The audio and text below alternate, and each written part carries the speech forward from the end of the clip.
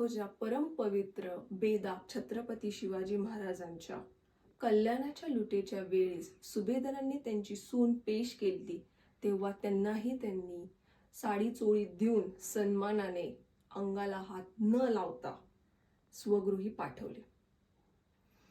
स्त्री ही हिंदूंच्या देव्हाऱ्यातली देवता आहे असे म्हणून महाराजांनी त्यांच्या रयतेच्या राज्यात बलात्कारांवर हात पाय तोडून डोळे फोडून अशी अवस्था केली.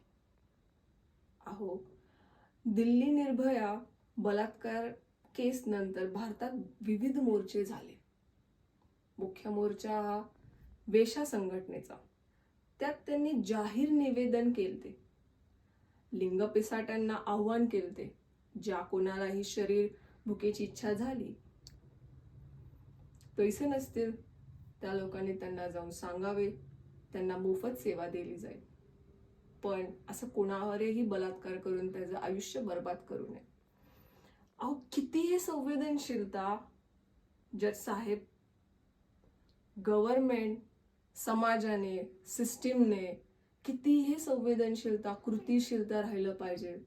असंच राहिलं तर बलात्कारांची दिवसेंदिवस संख्या वाढत जाईल. आणि जसे सिगरेटच्या पाकिटावरती लिहितात वेदनीय इशाऱ्यामध्ये, सिगरेट पिला तर कॅन्सर होऊ शकतो, तसेच मुलगी जन्मली तर तिच्या कपाळावरती लिहावं लागेल. मुलगी आहे, स्त्री आहे, तर आयुष्यात कधीही बलात्कार होऊ शकतो. माय लॉर्ड, गांधीजींची 3 माकडं होती, प्रतीक आहेत.